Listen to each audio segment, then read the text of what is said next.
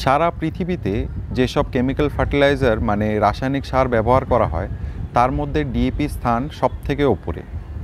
India, Pakistan, Bangladesh, Vietnam, America আরও অনেক দেশ আছে যেখানে ডিএপির ব্যবহার সবথেকে বেশি। ডিএপি সার কীভাবে এটা কাজ করে, কী ধরনের গাছে এটাকে ব্যবহার করা যায়, কতটা পরিমাণে এটাকে ব্যবহার করতে হয়, এই নিয়ে আজকে ভিডিওটা যদি শেষ পর্যন্ত দেখেন আপনারা নিজেরাই বুঝতে পারবেন যে ডিএপি কেন ফার্টিলাইজারের তালিকায় মানে কেমিক্যাল ফার্টিলাইজারের তালিকায় সবথেকে প্রথম স্থানটা অধিকার করে রেখেছে। নমস্কার দর্শক বন্ধুরা, আমি দীপঙ্কর, আপনারা দেখছেন গ্রিন গার্ডেন আর বিজি। ভিডিওটি প্লিজ শেষ পর্যন্ত দেখবেন, ভালো লাগলে লাইক, কমেন্ট ও শেয়ার করবেন, আর চ্যানেলে প্রথমবার এসে থাকলে প্লিজ চ্যানেলটি সাবস্ক্রাইব করবেন, আর পাশে থাকা বেল আইকনটা প্রেস করে নোটিফিকেশনটা অল অপশনে সেট করে দেবেন।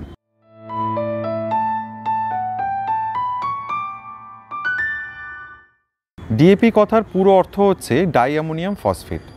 এগুলো ঢ্যাঁড়সের দানা বা পুঁইশাকের দানার মতো সাইজের হয় এবং কালো বা কালচে খয়েরি রঙের হয়।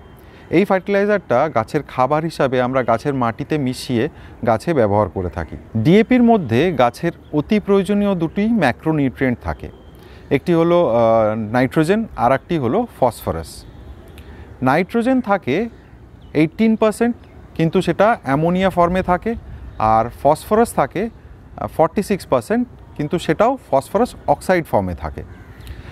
এগুলো যখন জলের সংস্পর্শে আসে তখন এগুলোর থেকে শুধু নাইট্রোজেন বা শুধু ফসফরাসটা বেরিয়ে আসে এবং সেইটাই গাছের কাজে লাগে। গাছের জন্যে নাইট্রোজেন বা ফসফরাসের কার্যকারিতা অনেক, তবে সংক্ষেপে নাইট্রোজেনের সাহায্যে গাছ নিজের খাবার তৈরি করে এবং সবুজ থাকে। ফসফরাসের সাহায্যে গাছে নতুন শিকড় তৈরি হয়, নতুন ডগ তৈরি হয় এবং ফুল বা ফল হতে সাহায্য করে। ডিএপি একটি অসাধারণ আর খুব কার্যকারী ফার্টিলাইজার, কিন্তু খোলা বাজারে যেসব সারগুলো নকল বা ভেজাল করে বিক্রি হয় তার মধ্যে ডিএপিও কিন্তু একটি। তাই ডিএপি সার কেনার আগে ভালো করে যাচাই করে কিনবেন।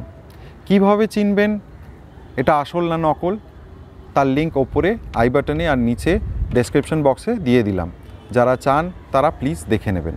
ডিএপি সার জলের সংস্পর্শে এসে তার থেকে তৎক্ষণাৎ সব নাইট্রোজেন এবং ফসফরাস বেরিয়ে গাছের কাজে লেগে যায় এমনটা কিন্তু নয়।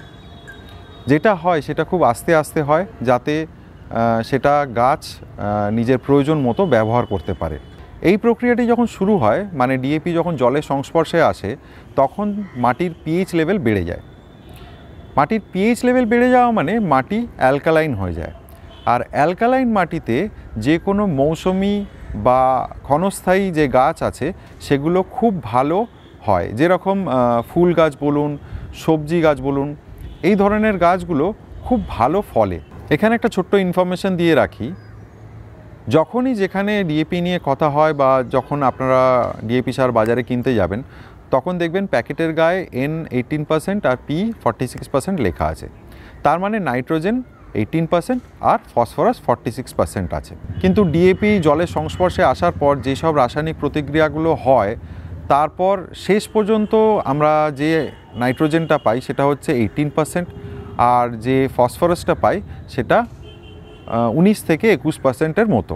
আর যেটা বলা হয় বা প্যাকেটের গায়ে লেখা থাকে যে P 46% মানে ফসফরাস 46%, সেটা আসলে ফসফরাস অক্সাইড ফর্মে 46% থাকে। যখন আমরা মাটি তৈরি করছি তখন আমরা মাটির সঙ্গে ডিএপি মিশিয়েও মাটি তৈরি করতে পারি। আবার গাছ আছে এমন মাটিতে মানে যেখানে ছোট চারা গাছ আছে বা একটু বড় চারা গাছ আছে বা ফলন্ত গাছ আছে, সেরকম মাটিতেও ব্যবহার করতে পারি। টবের ক্ষেত্রে 8 ইঞ্চি টবের জন্যে আপনারা 8 থেকে 10 দানা, 10 ইঞ্চির জন্য 10 থেকে 12 দানা, 12 ইঞ্চির জন্য 12 থেকে 15 দানা এইভাবে টবে ব্যবহার করতে পারেন।